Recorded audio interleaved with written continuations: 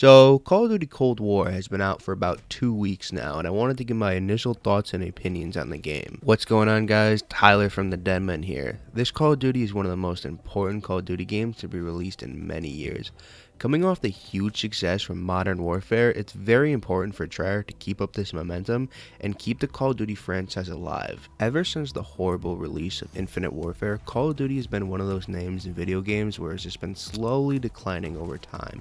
And since the rise of success in Modern Warfare, Call of Duty Cold War has a big name to live up to. This game can be make or break for the series, considering of how up and down the game has been, because it once was the biggest name in gaming, which can now be the rise or fall of this entire franchise altogether. Unfortunately though, this Call of Duty's launch has been one of the smallest amount of content on release day in Call of Duty history. This is probably due to the fact of Activision's sudden change of plans pushed Treyarch's game over Sledgehammer, which to be totally honest is no surprise considering how Activision runs things. One thing to look up to though is in order to balance out this small release, they are planning to drop a lot of content through the lifespan of this game through its seasons and updates, so we have a lot to look forward to in the future, so it's not all bad. Starting off with Call of Duty Cold War's multiplayer, the first thing I want to bring attention to is the guns and the gunplay. Apart from some balancing issues that are currently being fixed or have already been fixed, the gunplay feels really good overall. There's many viable guns to choose from in the game that are decently powered without taking over the meta completely. This is a good sign for the game because in order to ensure that the game has a good lifespan, it's important to give the players the ability to pick multiple guns instead of just being forced to use the same one or two guns over and over again just to compete with other players. This brings me to my next point, which is skill-based matchmaking.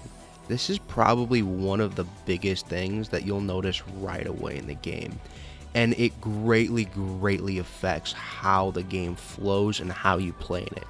It's one of those things that sound good on paper, but once it's actually implemented into the game, it's really not always that successful. Call of Duty Cold War skill-based matchmaking is very strict in its selection and lobbies, and you can notice it very soon into like the first 4 or 5 games that you play.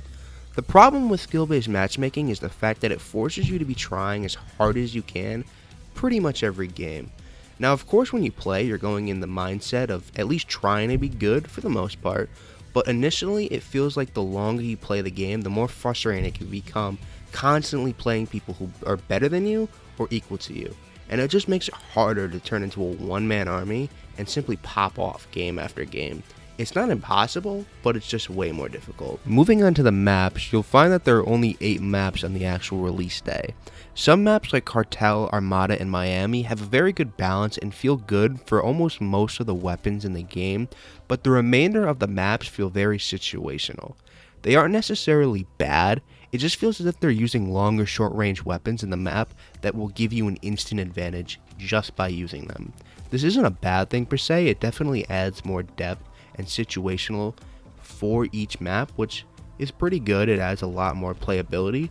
But for example, if you play Satellite and you run into the sand dunes with anything less than a sniper or like an M16, chances are you're not going to make it out of it. The weapon customization feels very good and similar to Modern Warfare. There's a good amount of selections for each weapon and the perks feel very familiar to other Call of Duties.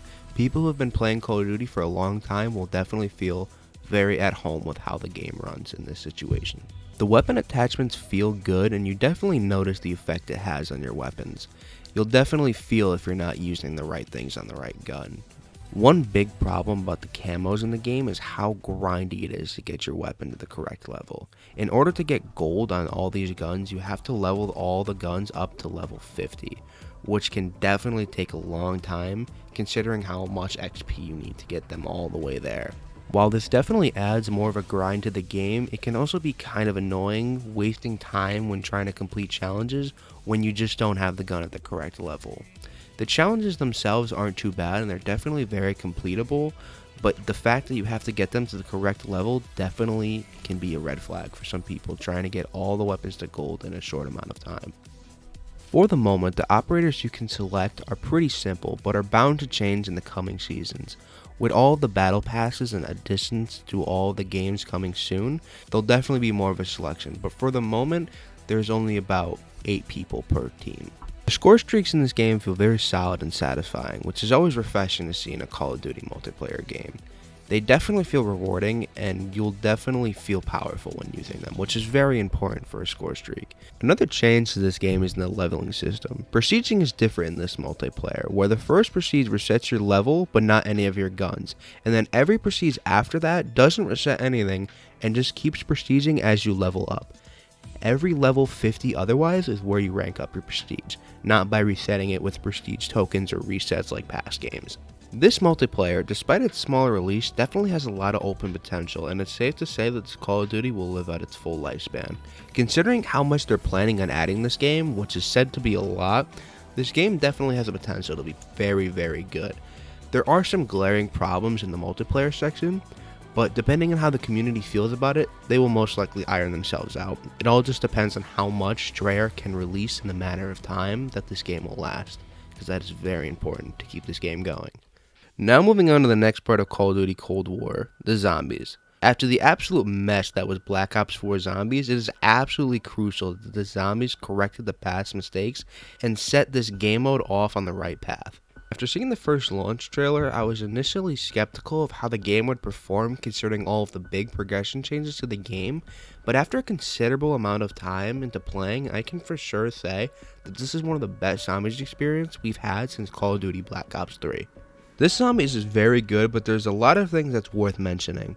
This Call of Duty Zombies is different. The first thing you'll notice right away is that there's no more starting off with the same starter pistol. You can hop into a game with a loadout that consists of any customizable gun and your special ability. Now initially you would think that the ability to spawn in with any gun is overpowered, but what Treyarch smartly did was add weapon tiers to every weapon, starting off with red being the lowest and going up to gold, which is the highest. This change overall is good because it definitely adds more to the game progression, but it also has another underlying issue that directly relates to the next big addition to the game: scrap.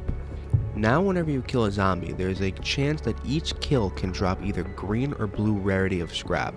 This scrap is then used to get things like armor upgrades, repairs, weapon tier upgrades, or use them to craft tactical and lethal equipment, as well as score streaks.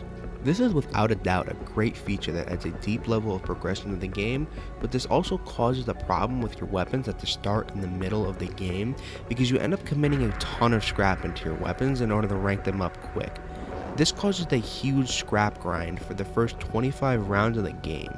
Add this with the new pack-a-punch system that allows you to pack 3 times with the price and power going up each time, you can end up spending 1500 blue scrap and 50,000 points on just one gun. This can cause the first half of the game to be somewhat grindy, and you can say, well, how come you didn't just roll the box and get a higher tier weapon at the start?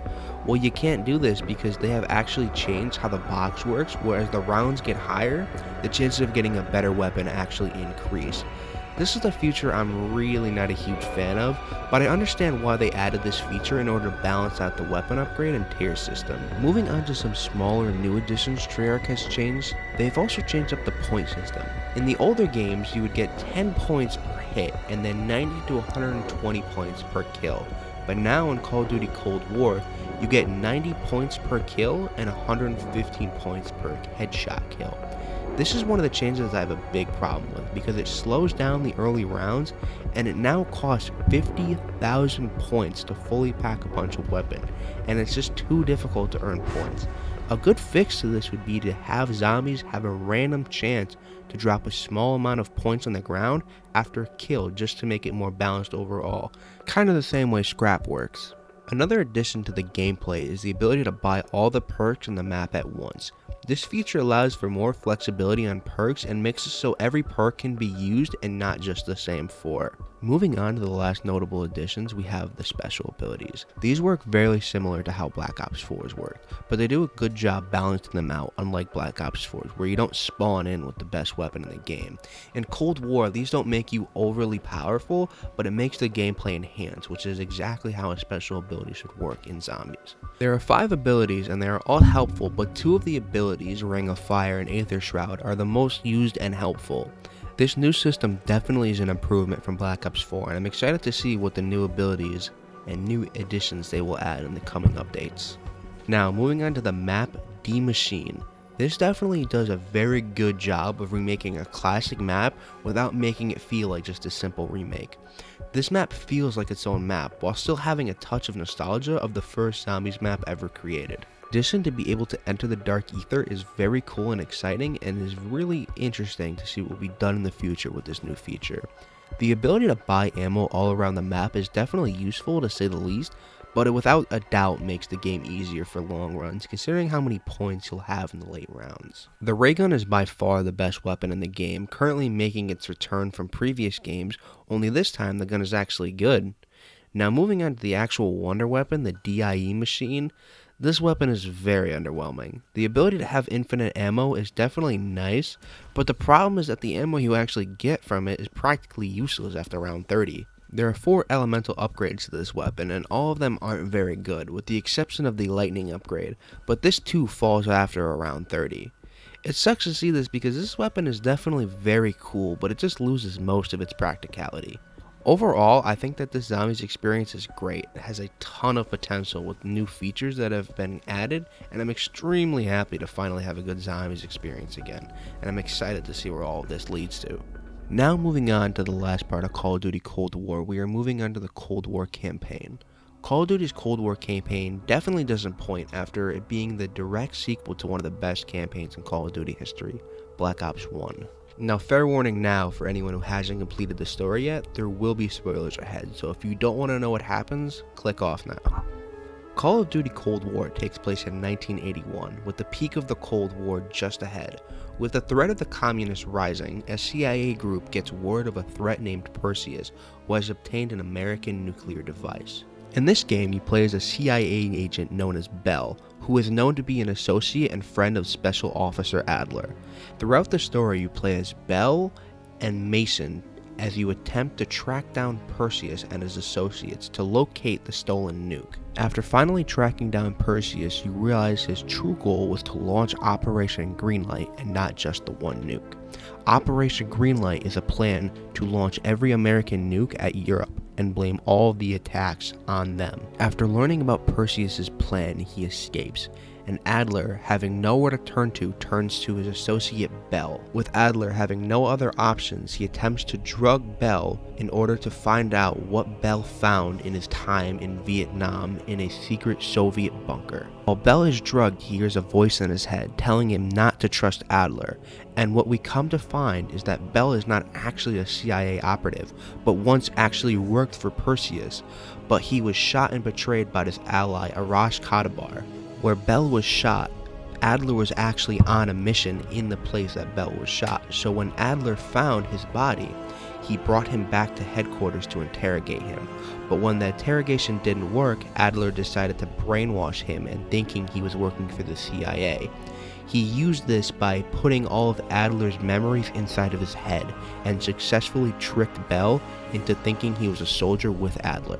After the drugs wear off, Bell then wakes up and finds himself surrounded by Adler and the rest of the team, questioning him on what he knows about the launch site. Bell inevitably gives it up and tells him exactly where the launch sites are. After they find this information, Adler and the rest of the crew go down to shut off the nukes and eventually saving all of Europe. But after this, Adler and Bell go off after the mission to a secret spot so they can have a discussion. During this discussion, Adler turns around and pulls a pistol on Bell, shooting and killing him in order to release all of the memories that were implanted inside of Bell's head. This campaign does an excellent job of keeping you interested while also maintaining similar aspects of Black Ops 1 that made it so good in the first place. It does a very good job at giving the player the freedom to select different paths that can benefit you from making the correct or incorrect decisions. The evidence and side missions you can collect and complete adds a nice touch to the depth of the game and overall makes it feel more complete. Where this campaign isn't the longest, all the missions feel spot on and are very fun and interesting to complete.